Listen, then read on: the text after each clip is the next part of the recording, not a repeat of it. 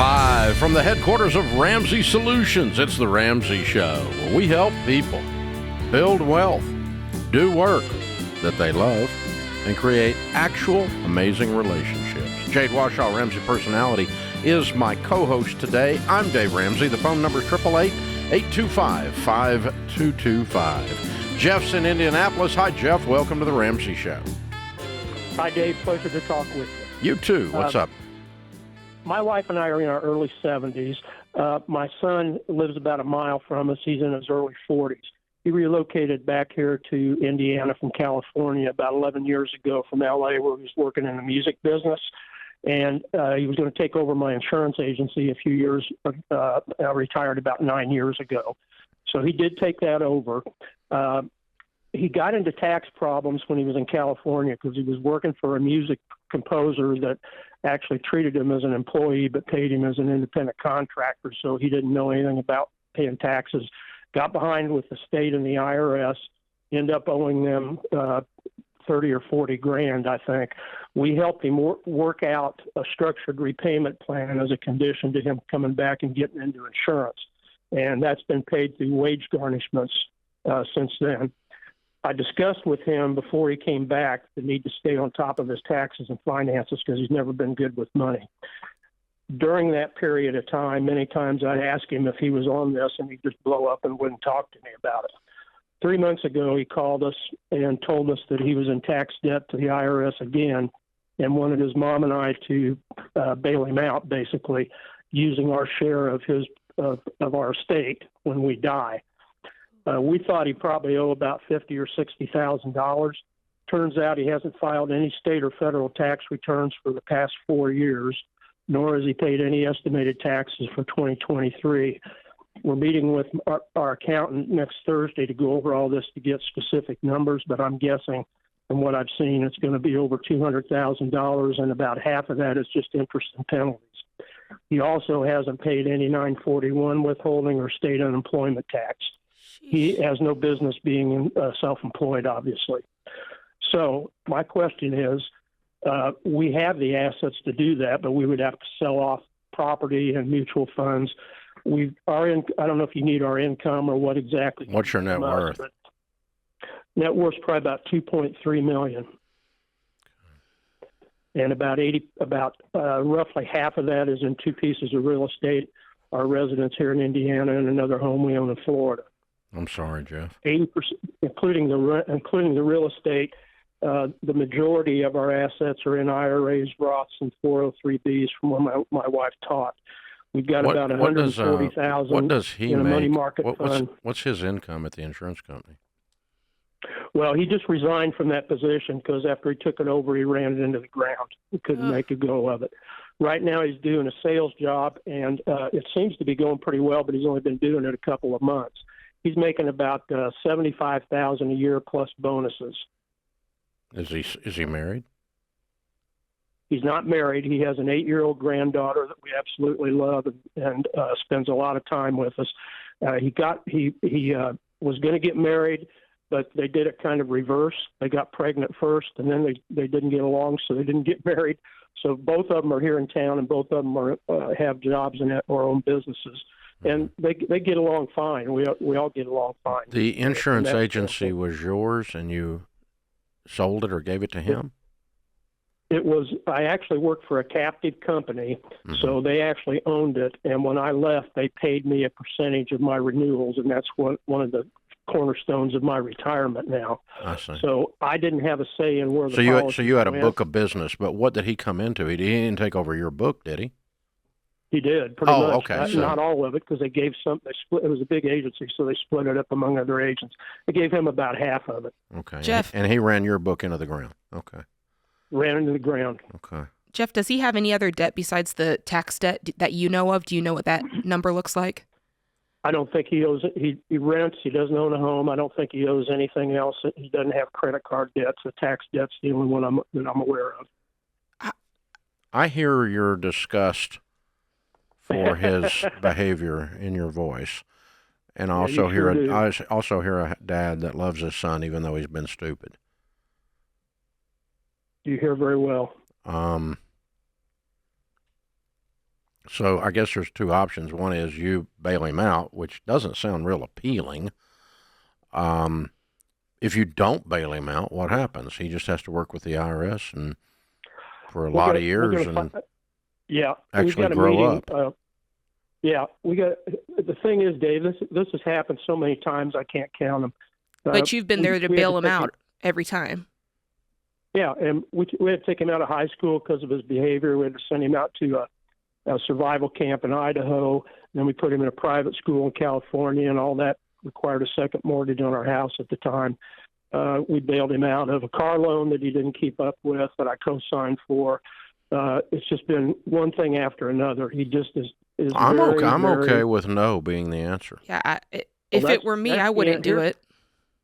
Here's what I'm gonna suggest. He got a severance package from the insurance company that's going to pay out about $30,000 over the next 5 years, about $6,000 a year. I told him that we would help him out if he would sign that over to me to pay back what we're going to advance him. But I initially thought we could do the whole amount. I don't think you should do any of that, Jeff. I really don't. That's the way I think. That's the way I think. I think that he's grown, and I think that he makes a living. He's not poverty level. There's nothing wrong with him. I think he just needs to be a man and do man things. I totally agree with you. And I think you're a great dad.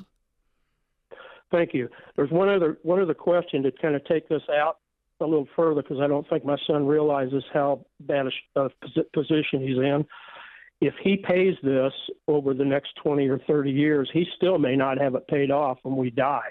And that's all right. We may, but we have all of our assets and our real estate is in trust, and my daughter is the trustee and the executor, and we currently put a clause in our will that allowed my son to take our house here as part of his settlement of the estate because he loves our home.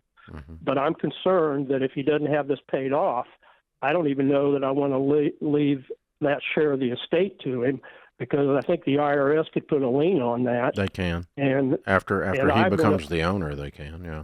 Yeah, and I want to make sure that, ultimately it was for him, but it's ultimately also to go to our granddaughter, and I don't want to eat up our share of that estate. I think you can. I think these are two separate questions. Do you help him today? Yeah, they are. Yeah, do you help him today? Jade and I are both saying, sadly, I probably wouldn't. Wouldn't. That's the way I'm thinking. And then do I change the will? In a few years I might. You can change it now, you can change it later. Can he put something in there that says if the debt's not paid off, the home goes elsewhere until the debt is paid off? Yeah, you could leave it in trust for the granddaughter and bypass the kid that can't seem to find his way. Yeah, that's so sad. This is the Ramsey Show. When you go through a job loss or job change and lose your employer-sponsored health insurance, there's no better time to try Christian Healthcare Ministries. That's right. There's another option besides COBRA to take care of your family during that time. Because if you didn't know, the cost of COBRA has gone up a lot in the past few years. And CHM is an affordable, biblically based alternative to health insurance. So do your own research. The CHM is a great option that's potentially a third of the price of COBRA. It's a health cost-sharing ministry that's helped hundreds of thousands of families like yours take care of over $11 billion in medical bills since 1981. And the support you get from CHM goes beyond helping you pay for medical bills. Members become part of a family that prays for them when they have a medical event. Try getting that with COBRA. So if you're going through a job loss, life change, or just want to explore other options to save on healthcare, CHM might be perfect for you. CHM programs start as low as $98 a month. So find out more at chministries.org/budget. That's chministries.org/budget.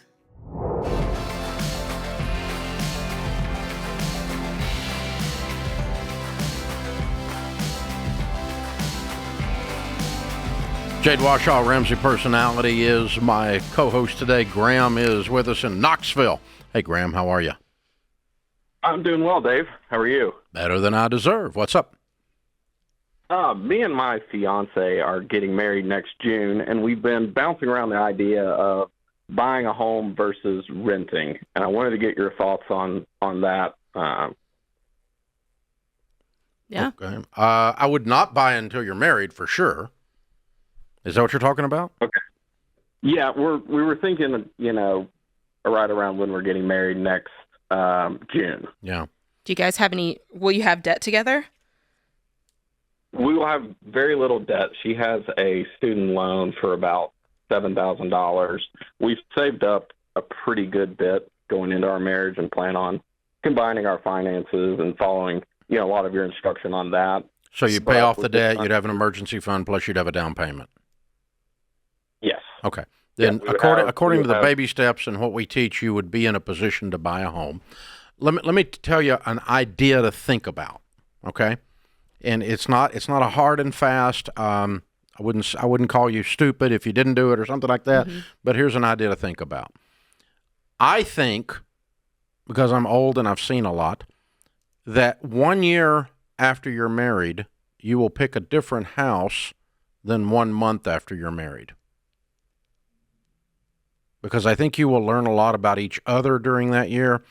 And I always joke and say it takes about a year of marriage to know how close to your mother-in-law to buy. But that's the kind, you get to know each other. I would rather relationally you spend the first year of your marriage, all of your energy on your relationship, not on hanging curtains and picking wallpaper. Mm-hmm. And for God's sakes, doing a renovation. Okay? So, I mean, I love the idea of the house not being the purchase, the move, not being an emotional, relational drain. Instead, you all just get really comfortable with each other and pile up a big old stack of cash. And the following spring, buy a house. I like that. And it comes from the Old Testament biblical story in 2 Samuel that the young warriors in Israel in those days were not allowed to go to battle in the first year of marriage. They had to stay home and take care of the family. They were not allowed to go to battle until they'd been married at least a year. And so that, it's a bit symbolic or metaphorical, if you will, and it's not something that you would be completely unwise and stupid and foolish and all that. No, It's none of that. I just think you're going to make a different decision a year later. I absolutely agree with that. And you've known each other. You get to know each other a little bit better by then. We've been dating 6 years. Yeah, you ain't been living together. It's different. I mean, you've not been married together. You might have been living together. I don't know what you're doing, but but it's different. Yeah, it's a different deal, man. Mm-hmm. And it's not that dramatic, really, but it's subtle. Yeah. And the thing the thing that makes you do is it makes you push back against the whole culture that's yelling at you, buy a house, buy a house, buy a house. Oh, renting is throwing your money away. Buy a house, buy a house, buy a house. Oh, renters are going to hell. Buy a house, buy a house. People are just go crazy. They're like a beagle chasing a rabbit, man. And it's just, it's okay to have a little bit of patience. Home ownership is a great plan. Mm-hmm. Owning a home and getting it paid off is a great financial wealth building plan. But everybody doesn't have to buy a house right now. Just calm your butt down. You know, it's like, ugh. And the longer you wait, the more you'll have more money to put down on it. Yeah. So there's that. And who knows what the interest rates will do during that time? Might be fun. It might. Oh, that's true. Or are you trying to make a call here, Dave? Are you calling something? Nope. Okay, just checking. I'm just saying we'll be after an election at that point, and we'll see what's happening. I didn't know if you were seeing your shadow or what. That happens around here a lot because, I've seen things. You get old, things circle back around. If you keep the suit coat long enough, it comes back in style. You know. So, all right, here we go. JT is in Santa Fe, New Mexico. Hi, JT. How are you? Dave and Jade, how's it going? Better than we deserve. What's up? So I'm about to be at a point where I'm completely out of debt. I've been working on it the last 2 years, and I'm about to hit zero. Hey, way to go. My question is it foolish to go back into debt? Yes. To start a business? Yes. You just called the Ramsey Show, JT. I know. You walked into the bear cave, and that's the bear if it was hungry. You already know the answer, JT. Straightforward advice. What's the business? My trade or work is I'm a 401k consultant. I do a risk compliance. Mm-hmm. And I don't know. I just kind of want to start my own firm, and it's a lot to try to just bankroll. Why? Why? What do you got to bankroll? That's what I'm wondering. Well, that ought to cash flow you day one. Well, I mean, everything from, software, agreements, all sorts of stuff. Wait a minute. For what? You got to have customers first. Well, I mean, I've not so much worried about that part of getting everything started. Yeah, but you're going too fast. What are you getting started? What do you mean? Well, I mean, you don't have any money? Well, I mean, not enough to get this thing going. Well, what do you think it takes to get this going? Why have you decided? What you're describing to me, you need a computer and some sweat. Okay. And a customer. Yeah, or 6. Well, that's the thing, for what I'm doing, I'd be whale hunting in a canoe, and I need some stuff to be able to do such things. Okay, you are not ready to open a business and leave your job when you have absolutely no customers. Whale hunting in a canoe means that you don't have a clue where your customers are coming from. You're not ready to open a business, and it has nothing to do with a loan. Mm-hmm. You need some customers on the hook. Well, the first thing I would take my current job and ask that they 1099 me, and I would contract all the work that I'm doing right now and then go look for my own bigger clients. So I have an idea for cash flow. Okay, so now we're eating. Now, why are we whale hunting in a canoe? Well, we got to go after big fish to eat big, right? Well, I think you're... No, I mean, rabbits are more plentiful. Let's kill some of those and eat. I think you're missing the beauty of the type of business that you're starting, which is this is a business you can start with little to no overhead. And little to no cash. Yeah. You need enough to eat on, but I don't want you floating in a canoe looking for a whale starving to death because you didn't have any plan or any background. But if you got a plan for cash flow day one on the 1099 side, then and you think they'll do that, what's the probability of them doing that? I think so, because I'd be taking on a lot of my, I'd get my own insurance and stuff like that. Okay. This is so vague, and you have not pro forma'd this out. The business you're in demands that you do a better job of pro forming than you have done so far. This is a group of vague generalities, and I'm going to go borrow money. No, you don't need to borrow money. You need to organically cash flow this little service-oriented business, and you're going to be just fine. And you need to put together a business plan and process that has the probability of you being able to eat and cover the cost of basic software services. But there's no big $500,000 or $50,000 or $20,000 outlay for you to come out of the ground being a consultant. Yeah. I think, Dave, people think if you build it, they'll come. And I think it's the opposite. You've got to go get them and then build it while they're coming. If you build it, they will come. In the movie world is called the field of dreams. Yep. In the business world is called a field of nightmares. So you don't want to do that. You need to have I tell our guys all the time, hey, elephant hunting is great, but they're a lot more rare than rabbits. You eat really good on rabbits. Okay. There's lots of rabbits. Go get the rabbits, and occasionally you stumble into an elephant, then that's extra. But let's go get the rabbits. Let's get a business model that churns cash here. Yeah. Stack some cash. You're fine, JT. Do not borrow into the vagueness that you are describing us. You're really going to make a mess. This is the Ramsey Show. What does the future hold for business? Ask 9 experts and you'll get 10 different answers. Economic growth or a recession. Business taxes will go up or down. AI will help us work, or it will replace us all. But there's no such thing as a crystal ball. That's why more than 40,000 businesses have future-proofed themselves with NetSuite by Oracle, the #1 cloud enterprise resource planning system. Ramsey Solutions uses NetSuite, and you should too. Whether your company's earning millions or even hundreds of millions, NetSuite helps you respond to immediate challenges and seize your biggest opportunities. With one unified business management suite, there's only one source of truth for the visibility and control you need to make quick decisions.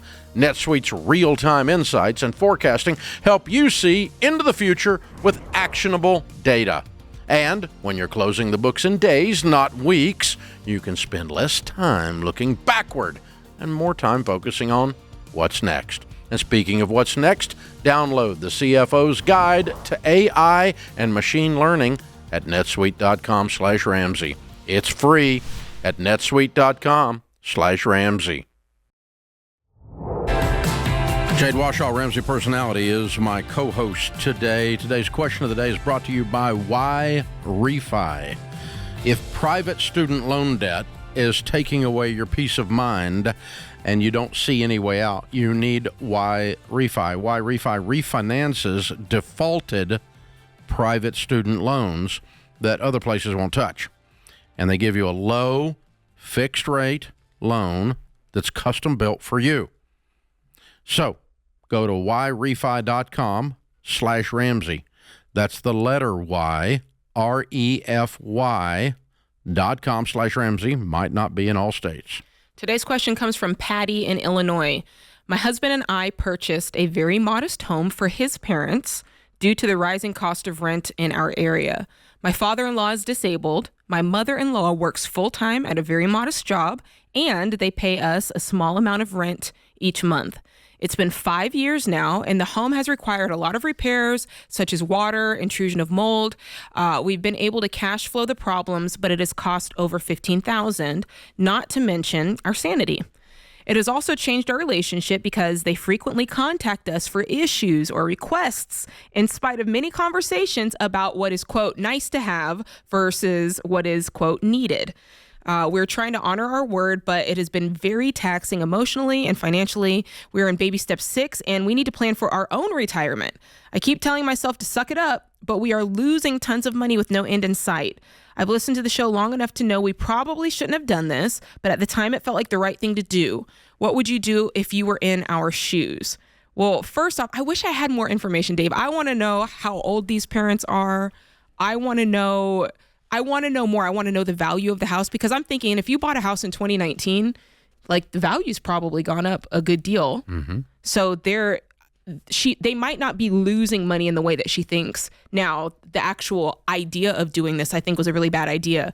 I think there was just a lack of foresight here, and I don't know what the promise was. Did they say, hey, we're doing this house, you're going to live here and until you die, and we're covering it? I don't know what the promise was, but I think that they may have, promised more than what they could deliver on, and I think that's probably what she's feeling some type of way about. So she's got a lot of drama in her words. Uh-huh. She does. And it's her in-laws. Uh-huh. The piece of information I would like is I'd like to talk to her husband and see if he feels the same way. Uh-huh. And if it was everybody's idea. If it's bothering him to the same degree, or if this is in-law drama that you are now molding or laying over on this house. Yes. Uh-huh. I think it's a little bit of both. She does use the word we a lot, which makes me think that there is some unity. No, I think I don't think it was a hidden thing, but I think he went into it and went, I bought mom and dad a house, and dad's disabled. Mom got a, not much of a job, and they pay us what they can pay us, and we fix the stuff that breaks. And yeah. And she's going, oh God, I'm dying. Yeah. It's like, so $15,000 is not, we are losing tons of money for over 5 years. 5 years. No, it's nothing. If you own a house, you're going to spend more than $15,000 over 5 years on a house. Mm-hmm. And they're getting some rent, which is good. And it's going up in value. Uh-huh. Going up in value. Mom and dad are going to pass someday, and you're going to have a nice asset that's gone up in value that you can sell. And probably pay off your house and more if you haven't already. So I think first thing I would want to do is get to the bottom and say, where is all this resentment really coming from? Is it really coming from the house? I kind of don't think it is. I don't think so. Now, there is part of it where they may have bitten off more than they realized they were going to be chewing. Do you know what I'm saying? Like, in theory, it sounded good, and then when you start walking it out, you're like, oh, my goodness. But to your point, if she's writing into our show, there's something that they're not talking about. Yeah, if your mother-in-law is calling you and asking you to fix something at a house that you gave to her at a deal, mm-hmm. And you already had, mother-in-law itis, then that would just make it worse, right? I mean, it's like Well, the difference in what is needed and what's nice to have. Yeah. But, it's a modest home. They're modest people. She makes a modest income. There wasn't anything in here lavish. There's also, though, Dave... I didn't hear a jacuzzi being installed. I think, to quote myself, I think there's also a vocab rehab that needs to happen. Amen. Because here she's saying, my husband and I purchased a very modest home for his parents. They don't own the home. They're renters. You guys bought a house for yourself. It's your asset. It's your home. And I think if you start viewing it as an asset that we have, it's going to change your thoughts. I have a rental house, and it had a water leak, and I had to fix them all. That's right. As opposed to it's... Guess what? I've had to do that a bunch of times. Right. So that'll help. And I had zero drama about it. That's right. I just fixed it. And it's going up in value. Tree fell on the back porch. I just fixed it. It's just, it's just you own a house and crap happens, right? Yeah, I mean, that's it's right. like the other question that I'm with you. I don't think we have enough information because it's a very interesting question. It is. And I'm impugning a lot on you, Patty. I apologize for that. But trying to figure out what's really happening here and therefore to what to do with this. Because also their age might play into it. If they're 87, suck it up. If they're 57, kick them out.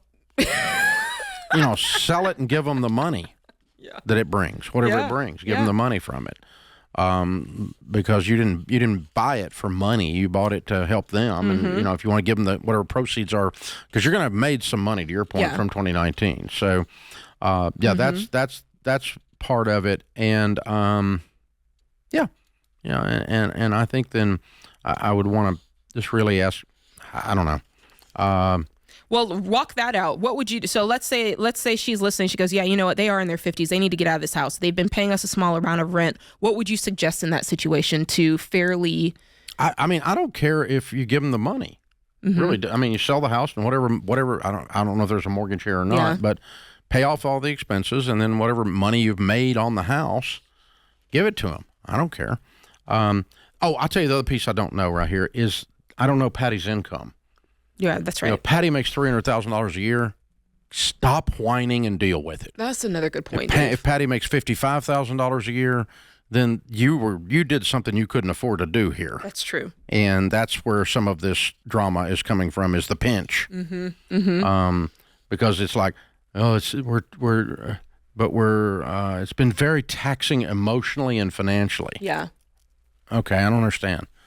It's $15,000 is not taxing emotion. I mean, it's not. But so that's It's a lot of details. Maybe call in sometime, Patty. Yeah, we'd do that. So you can contact them back off the email if you want to, James. We take the call because I don't know what to do. But I think we could give a couple of scenarios. If then, okay, kind of flow charted. Yeah. If they're super old and you make a lot of money, then this drama is in your head. Calm down and suck it up. If they're super young and you don't make a lot of money, maybe you need to move them out and sell the house. I think those are the two variables that could be there. I don't hear a lot of mother-in-law drama, but I just think it was curious to me how much drama she had, and I wondered if her husband would feel exactly the same way. I bet he doesn't. Now, if they're only paying, the mortgage is $2,000, and she said they're paying a small amount of rent, so they're paying $1,000. The proceeds, I'd split. Okay, I don't care. The thing is, you're not selling it because you need money. That's true. She did not bring that up. You're right. She did not bring it up. Selling it to get rid of an emotionally and financially draining situation, to quote her. Yeah, that's true, but she did say we're in baby step 6 and need to plan for our own retirement. So that made me think they might want some money. Could be, and it could just be that the drama. I'm tired of giving them anything, and I'd rather put it in my account. In-law situations, they get salty really quick. Not going there. Yeah, not going to do that. Yeah. You're right that you started the whole thing right when you said you shouldn't have done it. Foresight. You have to play these things out in your mind years and years to see where it will land and all of the different variations of the plan. When you're trying to help your parents, you're trying to help your grown kids, you do not enter into a process that does not bring them to sustainability on their own. And so you get them up where they're standing on their own feet and you let them go. So whatever you're doing, create a situation that gets them up on their own feet instead of a continuous drain. And so so you people paying your 28-year-olds private schools for their kids, that's not sustainable. shouldn't have entered into that. This is The Ramsey Show. Hey guys, what's up? It's Jade Warshaw. And look, if there's anybody who knows about student loan debt, it's me. My husband and I had $280,000 of it. But we were able to dig ourselves out, and you can too. If your student loan payment and interest rate are burying you, refinancing could be the solution. Now, I recommend contacting my friends at Laurel Road today. Through their online application, you can get an initial rate quote in less than 5 minutes. And if you have a more complex situation, you can schedule 30 minutes to talk to an actual human being. Thank goodness. Laurel Road makes it simple. There are no fees involved, and you could save thousands over the life of your loan. Remember, you should only refinance if it makes sense in your situation. So, if you're looking for a low rate or a shorter term so that you can pay off these student loans fast, talk to my friends at Laurel Road about their competitive interest rates and how you could actually get a lower rate by signing up for autopay. Listen, nobody's coming to save you from your student loan debt. If you want it gone, you can't mess around. Go to laurelroad.com/Ramsey to find out more about student loan refinancing. Again, that's laurelroad.com/Ramsey. This is The Ramsey Show. I'm George Camel, joined by Dr. John Deloney this hour. Open phones at 888-825-5225. While you're listening or watching the show, do us a quick favor. Hit the subscribe button, hit the follow button, leave a review, text a link to a friend, let them know about the show or your favorite clip, a highlight, anything that can get the word out, because you guys truly are the best marketing tool we have to keep spreading hope in a world filled with a lot of noise and distractions and hopelessness. And so we try to displace all of that with shows like this, and we appreciate all of your help getting the word out. Lester is up next in Dallas, Texas. How can we help you, Lester? Hi there. I was calling to see about some advice on how to talk with my wife about saving more than spending. My wife's a spender. I'm a saver. We're aligned on our goals, but she just spends a lot of things here and there. And so just some advice on that. Was there like a spit shake on, hey, here's how much we're going to spend, here's what the budget says, stick to it? Yeah, we've budgeted out a lot of different things. We even have it split to where we have our own fund money, where it's like $100 a month that we can spend it on whatever we'd like. But there's a lot of gifts and celebrations and things like that my wife wants to make sure we're showing love to our friends and family. And then just things add up very quickly, and then things are gone. Is this a communication challenge, or is your wife being spiteful? Because there's two different ways to approach this. I don't think it's either. Okay. My wife and I communicate very, very well. Okay. And frequently about it, and I don't think she's being very spiteful at all. She agrees that we need to be saving, and we want the things we want, where a house and being able to retire, as both of our families aren't in that basket at all and don't have a retirement even in their 50s and 60s. And we don't want to do that, but she just kind of forgets about the things, and it doesn't think about the $20 here or $20 there or $100 here, and it just kind of adds up. And so if there's anything that we can do to try something different, because we've tried like different cards that only have a certain amount of money on it each month to help limit that. But obviously I don't want her stranded, so she has access to a card that has access to the main fund for gas and all that kind of stuff. But are you guys only using debit cards, or are there some credit cards still being used? No. We only have debit cards. I hate credit. I always have. But yeah, we only use debit cards. Most, I don't mean to overly gender this, but this is just the way it plays out in the real world. Most of the time when I talk to men in your situation, they try to solve this with a plan, a strategy, a new card, a new spreadsheet, a new commitment ceremony. And the only way I've ever seen somebody be successful is if they are honest with their spouse about the story behind the story behind the strategy. Mm-hmm. And that would be you sitting down and saying, I need to be open with you. Can I tell you something that's scaring me to death? And her say, oh, sure, honey, what's going on? And you say, I'm scared to death about not having any money. And I'm feeling like I'm not communicating this well because every month there's another $250 in gifts and stuff like that in $20 increments. Mm-hmm. And I don't feel like I'm being fully honest here at the table. And you notice I did two things here. Number one, I was honest. You told her how you felt. You didn't throw a strategy at her. And number two, you used the word I, not you keep overspending and you keep doing that, because when she does that, man, she's going to go back to her childhood. She's going to go to war. Yeah. My guess is she's going to have to decide, I would rather feel the short-term discomfort of not having a gift for every single thing that pops up, because I never could buy gifts for anybody, or I never got any gifts for anybody, and now I can, so I feel like I have to. She's going to have to give up that short-term pleasure for the long-term safety of me and my husband don't have to worry about not having anything to eat. Mm-hmm. And that's hard. And I haven't seen a way to get there without emotion, without a story, without you saying, this is how I feel. Yeah.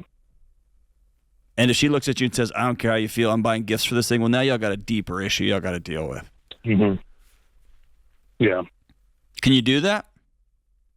Yeah, most definitely. The other side of this, Lester, when it comes to the tactical, is that you should be sitting down with her before the month begins going, hey, what's happening this month? A birthday should not be a surprise. We know when the birthdays are happening. Christmas happens on December 25th every year. I check my calendar, still happening. And so you kind of know what's coming up, and you adjust the budget accordingly. So if we need to add a gift line item in the budget, let's do that. If we need to add a miscellaneous sort of little catch-all of $50 or $100, let's do that so it doesn't derail our plans. Well, that's often really important, because that's when the $20 plus $20 plus $50 turns into $310, and she goes, oh gosh, I don't want to do that. Yeah. And the other thing is we check the budget before we make the purchase. So if we go to the gift and we go, oh gosh, I wish we're going to have to do a handmade gift. Let's make a little basket. Let's get some roses from the garden. Let's George get creative. made me a basket once. John still has it. He loves it. It was a great gift. So, Lester, that's where we come up with a solution together and have the conversation. But there is a part of this that's on her as far as accountability, going, you need to check the budget before you make the purchase. That's how I do it. That's how you do it. We can't just hope that we lined up with the budget perfectly. We use that as our guiding kind of North Star. And I think when you do that, you start to add in these line items. It starts to be less and less of a surprise. You get to kind of align it a little more. And on top of that, what is your next goal? What is the thing you guys both agreed to is the next thing that we're saving up for? Well, it's not necessarily saving up for. It's like being able to pay off our debts. So you're in baby step 2. Correct. So yes. Even more in baby step 2, there's even more intentional sacrifice and intensity here, where it's going, we can't afford to buy people gifts. We got to put our own mask on first. We're broke. And think about how many gifts we can buy people once we're debt-free with an emergency fund. We're preparing for our future. Then we can look up for opportunities to give and be generous. Mm-hmm. And so I think that's part of it, is you need to have a plan together going, we're going to pay off $700 a month of debt, and here's how we're going to do it. Versus, we really need to save more, really got to get rid of this debt. We need to get more specific so we can actually hit the target. Mm-hmm. Lester, have you tried any of these things we're throwing at you? Or does it all sound crazy? No. Yeah, and these are conversations we've had, but I agree. I haven't been very specific with it. My wife and I are blessed to be in the positions that we're in. I mean, I'm making more money than I ever thought I would before, and it's not been specific of, hey, we're going to spend X amount of dollars on our debt every single month because we have to. It's just been, we want to spend more on our debts. And realistically, we don't have a lot of debt, even student loans and medical debt and things like that included. We don't have a lot. And so within a year, we could easily have 80% of it paid off. Dude, put that plan in front of her. Put that plan in front of her, and y'all talk through it. And then more importantly than that plan, paint a picture for her of how you're going to be able to breathe in your own home. How you and her are going to have something neither of y'all have ever had, which is economic security. Mm-hmm. Let her just absorb that and feel her husband radiating this thing that you've probably never radiated before, which is just peace. Man, it makes there's not a lot of gifts I'm going to buy in exchange for my wife's peace, for my peace. You see what I'm saying? Yeah. And then, by the way, once you get that peace, once y'all, like George said, you don't owe anybody money, you can buy gifts for everybody. Mm-hmm. you could be kind of over the top and reckless with who you buy gifts for because you don't owe anybody any money. Mm-hmm. So this little plan, this 1 year thing we're after, this is just part of reverse engineering the picture you painted her. So instead of we got to get on a budget, you got to spend less, it becomes, hey, remember, that's what we're aiming for. This is a little blip on that timeline of intentionality and sacrifice. Are you with me? And I hope that helps. We're going to gift you every dollar premium, Lester. What are you using right now for a budget when you guys sit down together? Pen and paper. And then I use an Excel sheet, and that's kind of it. Yeah, if you do. show, I knew you were an If you Excel show guy. a spender an Excel sheet, they implode inside. They die That's scientific. inside. They just die. So we're going to gift you every dollar premium. It's much easier to look at, easier to use. You both log in. You both have accountability. So while she's out, she can actually check the budget versus Lester's spreadsheet at home. So hope that helps, Lester. We're wishing you the best as you attack this debt. That puts this hour of The Ramsey Show in the books. Thank you to Dr. John Deloney, all the folks in the booth keeping the show afloat, and you, America. We'll be back before you know it. Live from the headquarters of Ramsey Solutions, it's The Ramsey Show, where we help people build wealth, do work that they love, and create actual amazing relationships. Jade Warshaw, Ramsey Personality, is my co-host today. Thank you for joining us, America. We're glad you're here. Open phones at 888-825-5225. That's 888-825-5225. Travis starts us off this hour in Toledo. Hi, Travis. Welcome to the Ramsey Show. Hi. Thank you for taking my call. Sure. What's up? I have a negative balance every month, and I'm kind of trying to figure out how to get positive again. Starting off kind of a little rough every single month after bills and everything. So your bank account is negative every month? Like you're overdrawn? Yep, I'm overdrawn. I actually almost on a weekly basis. It's funny that you talk about this. I literally just got off a webinar about this very thing. And at the end of the day, it's probably boiling down to budgeting issues. Do you have a budget? I've been working on trying to do one. I recently got the Every Dollar app premium because it was able to track my stuff better. But yeah. I'm struggling like weekly with groceries. It's just with a family of 5, it's hard to keep it under a certain amount. Okay, so I want you to not try to do the budget. I want you to actually do it. I want you to go in there, put the numbers in there. That's step 1. You and your wife. Yeah. Have you actually filled out a budget for the month? No, I have not. I haven't been able to figure it out. Yeah. Okay, so that's step 1. Matter of fact, I want you to go to everydollar.com/budgeting when this call is over, and I want you to sign up for the next webinar. Because if the issue is, I've got it, is it I don't have time to do it, or I'm not prioritizing the time to do it, I really want you to prioritize the time. Sit down with your wife tonight, start looking at it. What's your take-home pay? Take home is about $3,600 a month. How much is your rent? The mortgage is $560 a month. What's your car payment? Car payment is a little high. It's $441 a month. Mm-hmm. Okay. And 5 kids? 3 kids. Wife that is unable to work due to 5 people. 3 kids. To what? Wife that is unable to work due to medical issues. What kind of medical issues? It's actually like a hereditary degenerative disease where it's actually just getting worse as time goes on too. So. Okay. How old are your kiddos? I got triplets, 4.5 years old. Okay. Wow.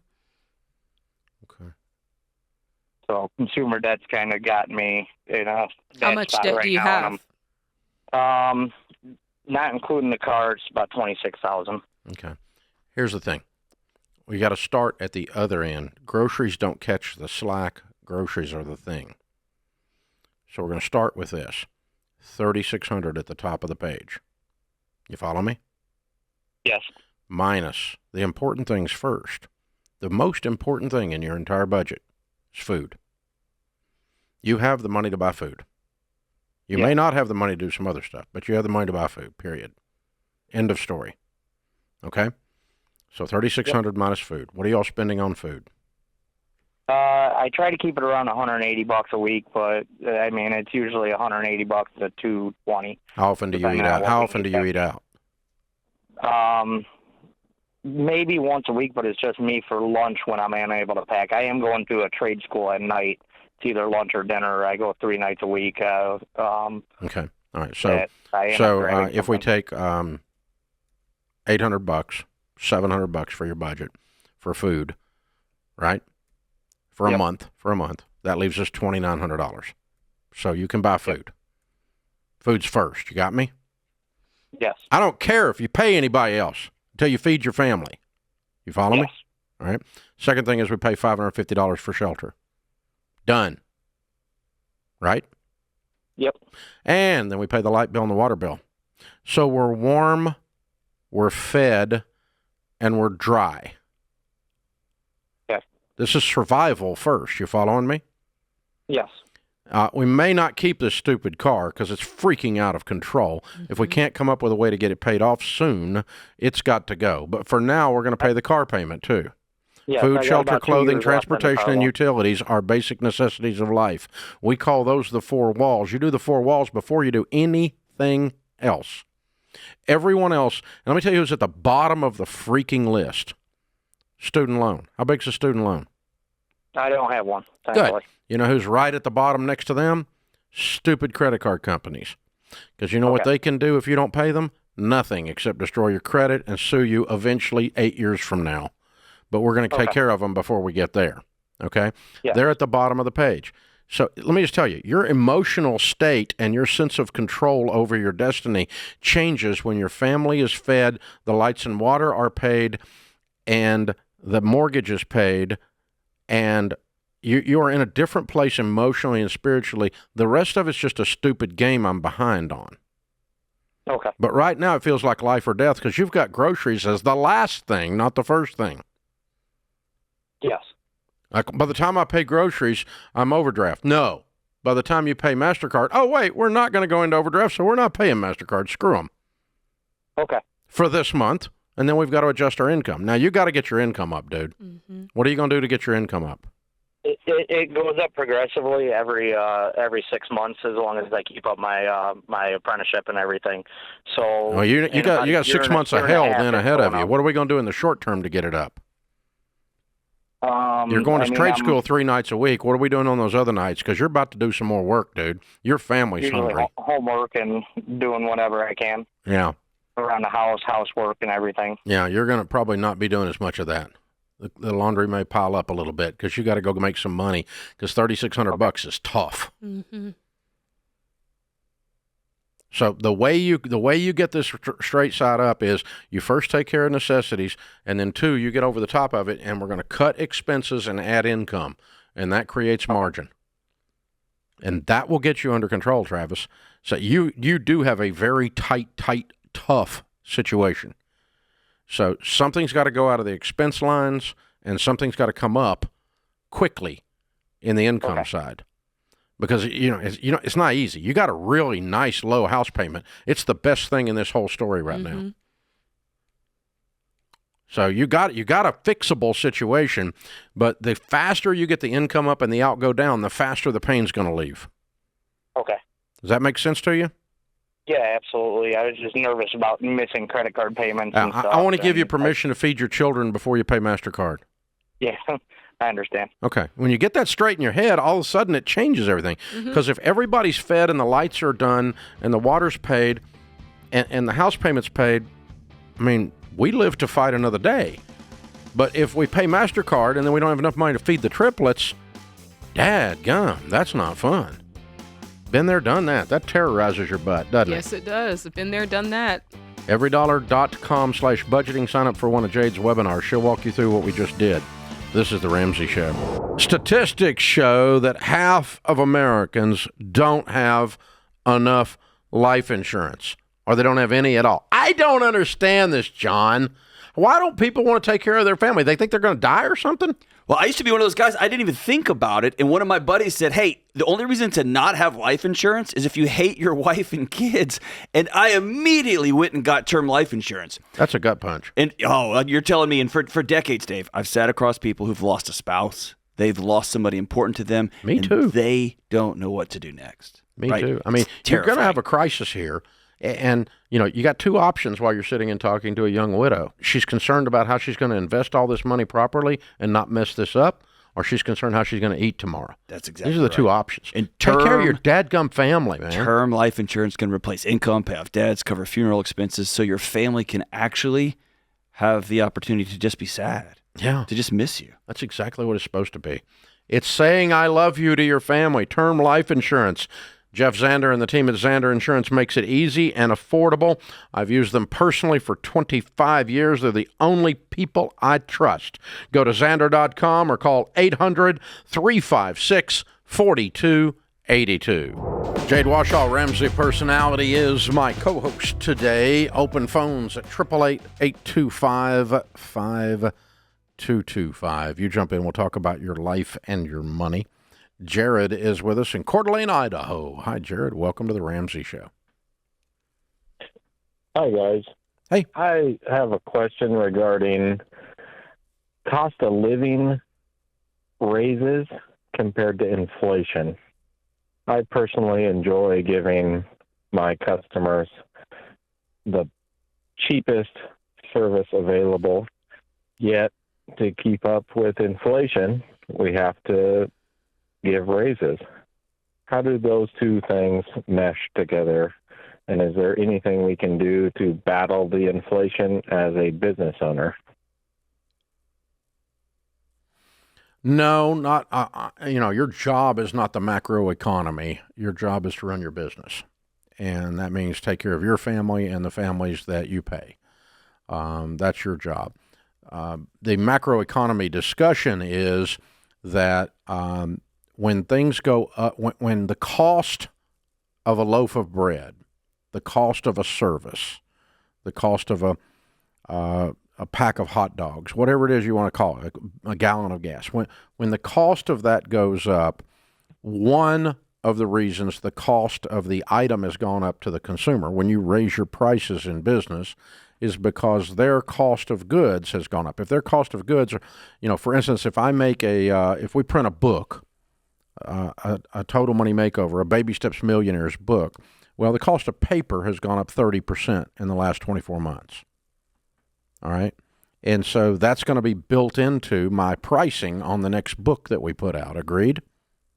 If the cost of that book includes a dock worker to do the shipping and a truck driver to deliver it, and both of those people get paid more by me to bring me that book, then now the cost of that book has gone up again. The paper cost went up, and the labor cost associated with delivering that went up. And so anytime you pay people more inside your business, you have to absorb that in price changes. And so price increases are always, not always, but you have to do a price increase to stay open. Otherwise, you're not profitable, to cover your actual cost of goods and cost of labor. Mm-hmm. Yeah, and if you don't have any margin, you're out of business. And when the cost of labor goes up due to cost of living raises or any other raises, just a shortage of workers. An example of that is, we told, when America got Fauci'd, we told all of the service industry, all the waiters and the people that make your beds at the hotel and the people in the service world, that they weren't essential. And we sent them home, told them they couldn't work. If you're a restaurant worker, you're not allowed to work. And in some places we did that for a month. Other places we did it for a year.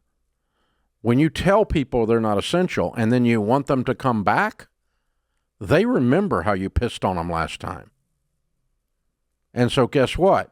You want to hire somebody in the service world today? Pre-COVID, you might have done that for $10.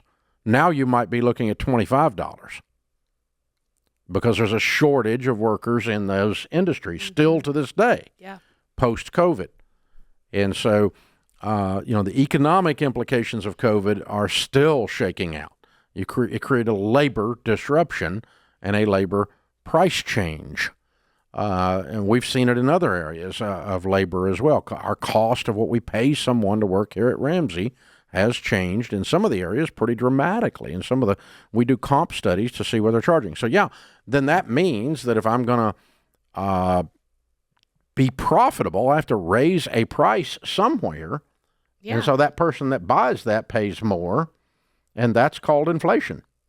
Yeah, you don't have to feel guilty about it. It's just part of it. But I mean, what he's pointing out, and I think it's good for people to hear out there, is when you're walking around with a little picket in your hand and you're saying, I demand $15, I demand $22 where I was making $10 to work at McDonald's, then the cost of McDonald's goes up to cover your idea of you being worth more. Then you don't get to bitch about paying more for stuff because you caused it. That's what I'm talking. That's what he's talking about. And so you can't go, I don't like the fact that fast food prices all went up, and yet you're walking around demanding that the cost of labor at a fast food place go almost freaking double.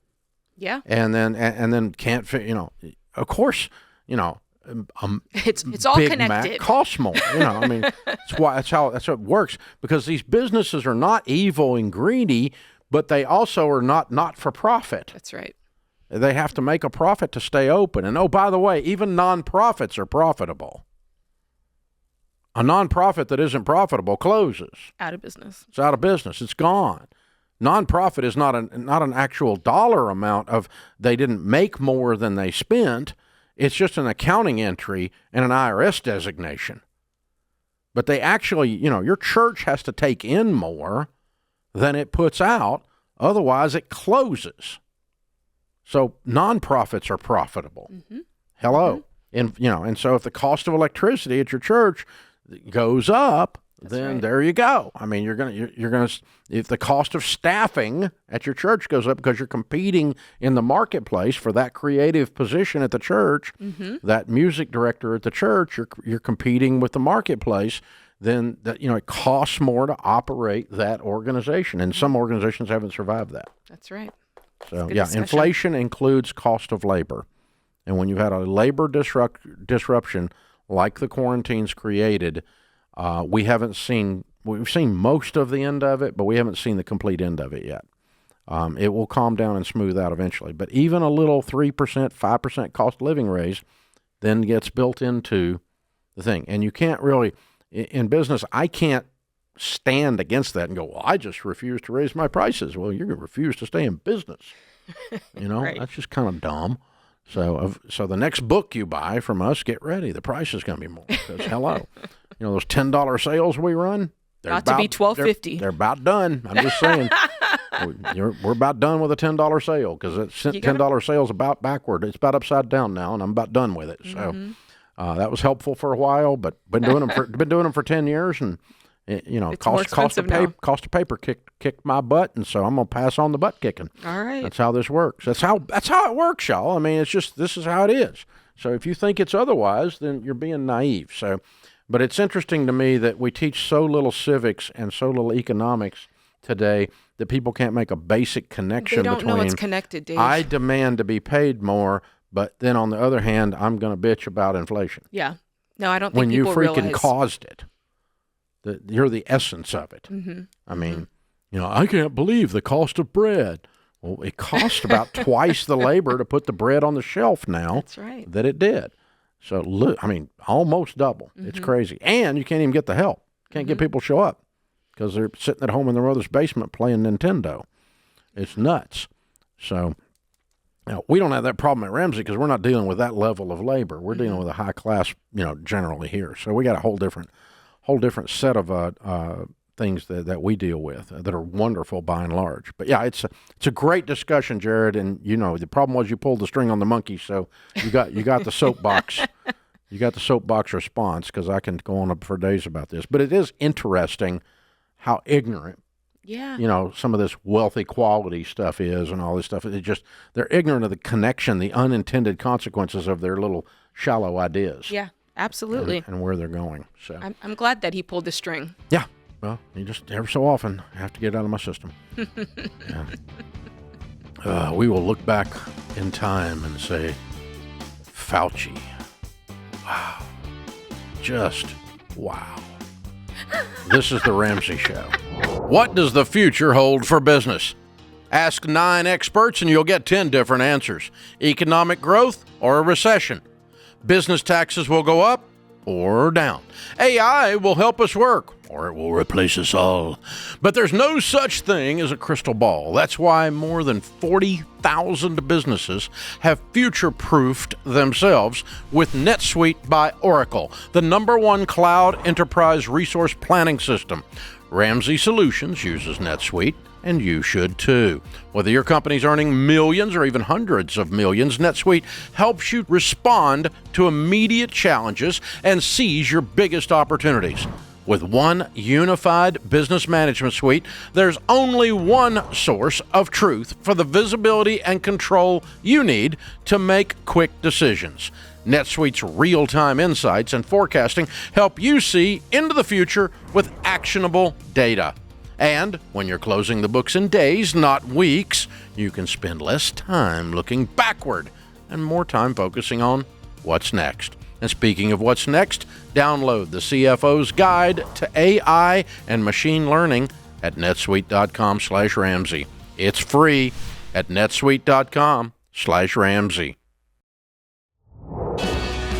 Jade Warshaw, Ramsey Personality, is my co-host today. Open phones at 888-825-5225. Sam is in Daytona Beach. Hi, Sam. Welcome to the Ramsey Show. Hi, Dave. Hi, Jade. Thanks so much for taking my call today. I appreciate it. Sure. What's up? Okay, so I've got, it's a complicated situation, but I'm going to try and simplify it as best as possible for you guys so I can just honor your time. So basically, I'm completely debt-free. I've never had any debt. Very thankful to you for that. When I was 18 years old, I took FPU before I went to college. Wow. And actually graduated fully debt-free. And so it was the best decision I ever made. So never known any debt. I have a fully funded emergency fund. But about a year ago, I was given a sum of money from a family member. Now, the sum of money that I was given, it was kind of given with the pretext of the reason why they had this money was for a wedding or maybe to invest into, to give for like my first property that I would own. But since kind of none of those things had happened, they decided, I'm just going to give it to you now. And I want you to do something with it. So in regards to like investing or et cetera, et cetera. How much money is it? My problem is, so it was $20,000. Okay. Cool. That's awesome. Yeah. So I guess my next issue was more, I kind of don't know what to do in the sense of I don't know much in regards to investments. And since it was kind of sprung on me, especially I think with the attachment of going, it was going to be for maybe a wedding or maybe a house deposit, but that kind of hasn't happened. So do you not own a home? I guess I'm a bit. Are you renting? I don't know. You're renting? Are you opposed to saving this money? I mean, you said that initially it was maybe for a wedding, maybe for a down payment. Why wouldn't you set it aside and add to it as a down payment? Well, I guess that's part of my question of just going, is that the best thing to do? Because I actually have no problem with it. I think what I've been struggling with is because from this family member, it was kind of given the I'm giving you this money because I want you to do something with it in regards to investing it rather than it just sitting in my bank account doing nothing. Well, it wouldn't be doing nothing. I mean, you can put it in a mutual fund and add to that mutual fund and make that your down payment fund 2 years from now, 3 years from now. Yep. Yeah. Okay. Yeah. So just go to RamseySolutions.com. Just go to RamseySolutions.com and click on SmartVestor, and you'll find a group of SmartVestor pros in the Daytona Beach area. You can choose from among them which one you would like to work with. Yeah. And you want someone with the heart of a teacher because it sounds like you're new to investing. And they'll sit down and teach you about investing only after you have learned and feel competent and comfortable. That's right. Do you invest? Yeah. And don't ever invest in something you don't understand. But if I woke up in your shoes, and if I had given you that gift with that guideline, I would be happy with you using some basic mutual funds to let that be parked in and add some to it as you go along for a future down payment. Yeah. Plan on having it in there 5 years or so. That's what I'd say. So it has some time to go in the right direction. Yeah, you should be able to do great with it. That should be excellent. Easy. Jill is with us in Phoenix. If I push the right button, Jill's there. Hi, Jill's with us in Phoenix. Hi, Jill. How are you? I'm well, thank you so much. Thanks for taking my call. Sure. What's up? So I'm calling. I've listened to the show off and on for years, but I got really serious about 6 months ago, and I'm going to admit at the outstart that I know I've messed up, but I have about $100,000 of debt with my ex-husband. I'm currently married. My current husband and I make good money. Because this debt felt so overwhelming, I kind of shoved it to the side. We paid off all of our other debt, and I started saving for a house. I skipped partial step 2 and went to step 3. And we started saving. We paid. So all you and your current husband paid off all your other your debts Correct. from the other marriage, except this debt. And what is this debt? How big is it? It's $100,000. And who's it owed to? And the IRS. Oh. Okay. And how did you end up $100,000 in debt to the IRS? So my former husband owned a company. Tax issues got complicated. Life was really overwhelming. He didn't want to deal with it. I didn't know how to deal with it, so we just didn't file 7 years of taxes. Ooh. Yikes. Yeah. So when we got divorced... Wait a minute. Did you have an income during that time? You personally? I did. And you didn't file taxes on that income? So... Did you file taxes on your income during the 7 years? No. Nope. Okay. So his business was complicated. You didn't file on it. And how did the $100,000 come about? Who decided what that was? So when we were getting divorced, we actually hired a CPA, which is what we should have done in the first place.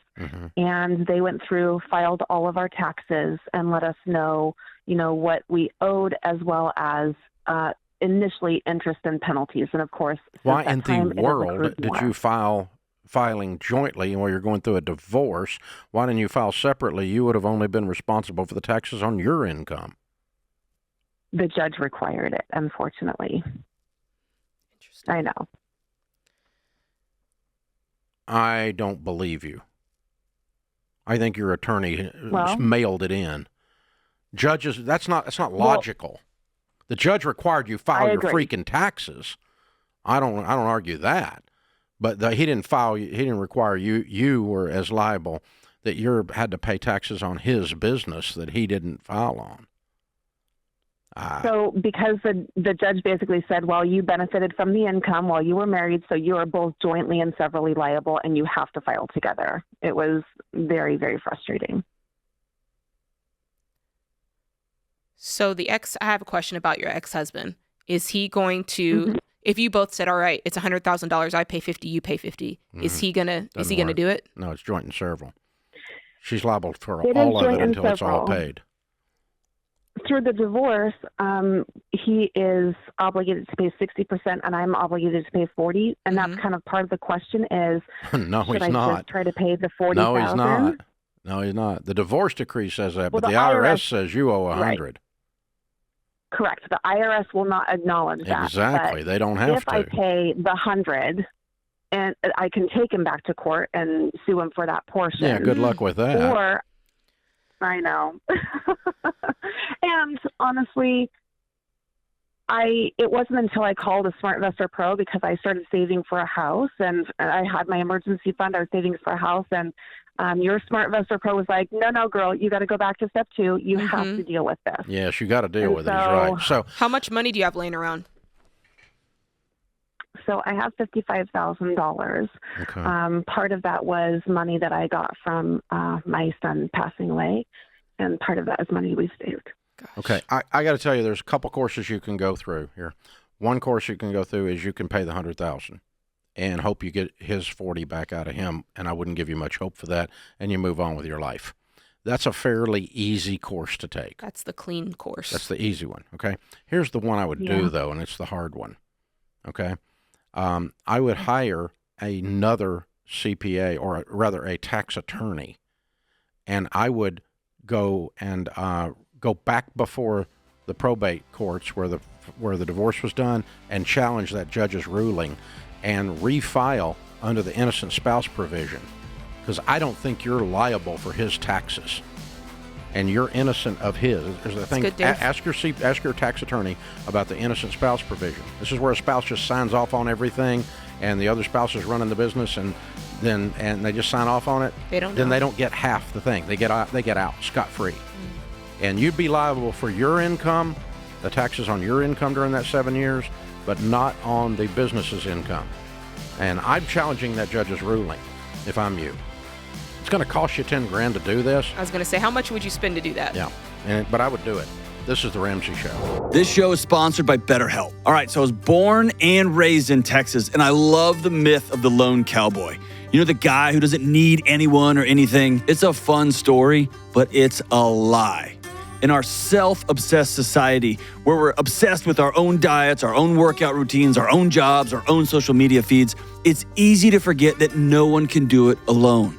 Whether you're an introvert, an extrovert, or whatever you want to call yourself, we all have to have a community and a support system to do life with. And good folks, it's time to shift the focus from doing it all by ourselves to knowing that we can only be well and whole when we ask for help. Therapy can be a great source of support and help for any area of your life. And if you're thinking about starting therapy, try BetterHelp. BetterHelp is 100% online therapy, so it can fit with your schedule. To get started, just fill out a short online survey to get matched with a licensed therapist. And if it's not the right fit, you can switch therapists at any time for no extra cost. This month, start to build your support system with BetterHelp. Visit BetterHelp.com/Ramsey Radio to get 10% off your first month. That's BetterHelp, HELP.com/Ramsey Radio. Jade Warshaw, Ramsey Personality, is my co-host today. Hey guys, if you didn't know, I love talking to you about money. We also help small businesses, about 10,000 of them across America. And we have a podcast called EntreLeadership. It was actually the very first podcast we ever did at Ramsey. And it was run by other Ramsey personalities and interview style and stuff over the years. I took it over about 2 years ago and started taking calls from small business people about leadership and small business questions. It's called EntreLeadership Podcast. It's very popular in that world. And if you want to be part of that and you run a small business, you got a question about it, you can call and leave us a voicemail there at 844-944-1070, 844-944-1070, or you can go to EntreLeadership.com/ask. Leave your question, and our team will get you set up to be a caller on there. Also, a reminder that this is the last portion of the show that is broadcast over YouTube and podcast. There's another portion coming up that is on the Ramsey Network app and on some talk radio stations around America. And so if you want, the Ramsey Network app is completely free, so you can finish this version of the show, video or audio, or both, and just jump over the Ramsey Network app. It's completely free. There's all kinds of stuff you can do there, like search calls by subject, find out what we got to say about any certain thing, type it in. You can type in an email and send it to us. We'll answer it here on the air. We do a lot of stuff that's really fun over on the Ramsey Network app, so be sure you check all that out. Ryan is with us in Hartford, Connecticut. Hey, Ryan, welcome to the Ramsey Show. Hey, how are you guys? Sure, what's up? Hey, so I have a bit of a problem. I never thought this was going to happen.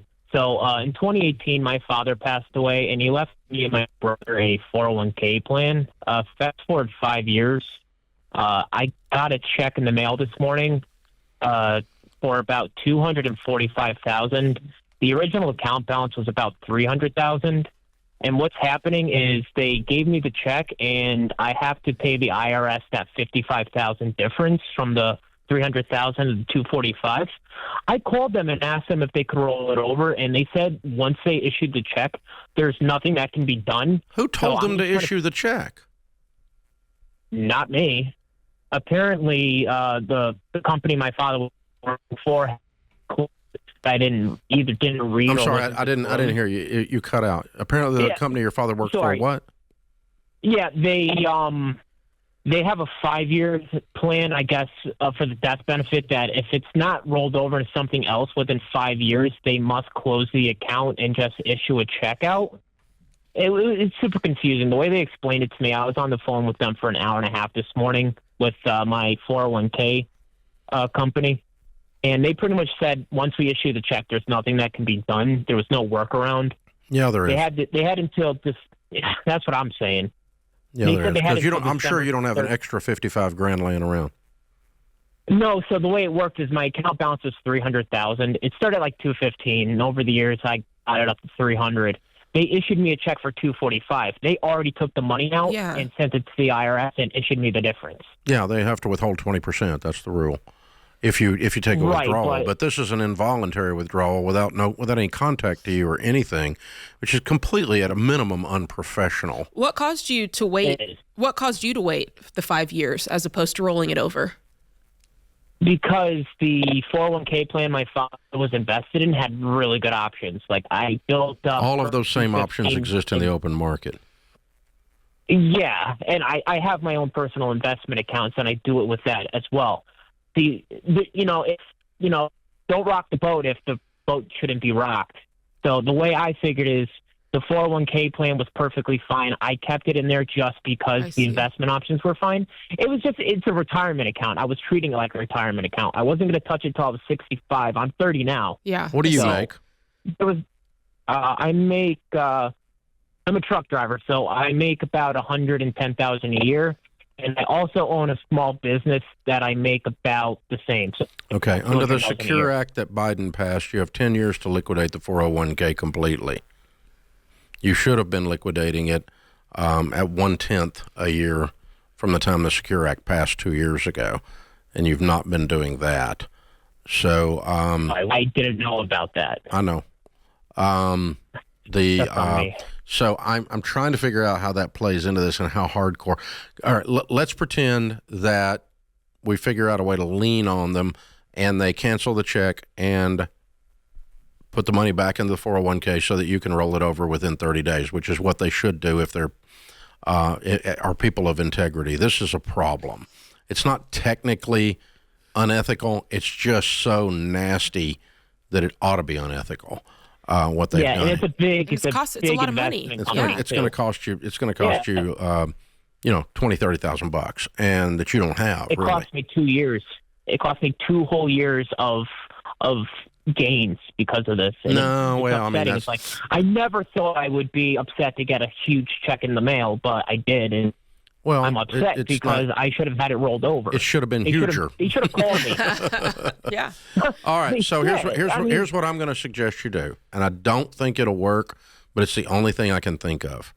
All right. Okay. Go to RamseySolutions.com and click on SmartVestor, and find a SmartVestor Pro in your area that you like after talking to them on the phone. They may be able to call on your behalf and talk them into undoing this and immediately rolling it, and they'll help you with the rollover.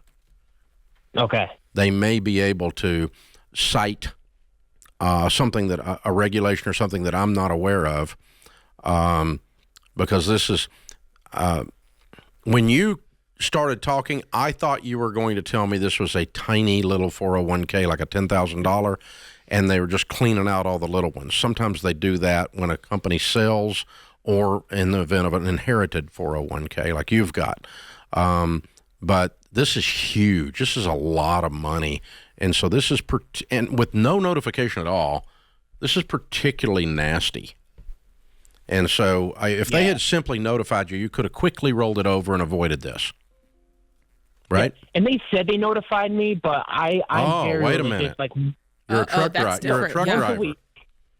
You didn't. They did notify you. I checked my accounts. They said they did, but I never got any notification. So you've never seen evidence of them. Religiously. Yeah. Ask them to prove that. Ask them to prove that they did. Okay. Okay. So good idea. I mean, I don't think you've got a basis for suing them, but I'd be tempted to. I really would. I mean, because you're talking about $25,000 or $30,000 cost here that is unnecessary. $55,000 they took out. Honey, it's 50. It's the taxes on $55,000. The $55,000 is going to be taxed, not penalized. No. They when I got my disbursement, like the summary of what my original account balance was $300,000. They cut me a check for $245,000. I understand. They took $55,000. They sent it to the federal government as tax withholding, and it's not all taxable. So because you're going to roll the rest of this. If you take the check in your hand and you roll it to a 401k, the only harm that's going to come to you is the taxes on the $55,000, which is going to be $15,000 or $20,000. Oh, so I'm going to have to pay another $15,000. Honey, you haven't paid anything yet. Okay, they withheld your money, $55,000, and sent it to the federal government. Then what you do is you file a tax return of what is actually due. And what will be actually due is not $55,000. It'll only be the taxes on $55,000 if you take the check in your hand and put it into an IRA traditional within 60 days of right now. So you need to get on the phone with a SmartVestor Pro right now, because at least we need to do that. Okay, I will. But so the worst case scenario, if you follow through on what I just told you, is taxes on $55,000. Because the government has $55,000 of your money as if you're going to get taxed on the whole thing, and you're not. Okay. Because you're going to roll the portion in your hand, which is 80% of it, into a traditional to keep you from getting taxed. You got 60 days to do that from the time of withdrawal. So, folks, you can pull your money out of 401k. They have to withhold 20%, but you have to put 100% into an account within 60 days to avoid taxation. That's he what can't the do that problem because is. they've But already he can't sent it. do that because they got 55 of his money over at the IRS now. And so if you just take the 55, then you're going to pay some taxes, but not 55. So there we go. Whew. This is the Ramsey Show.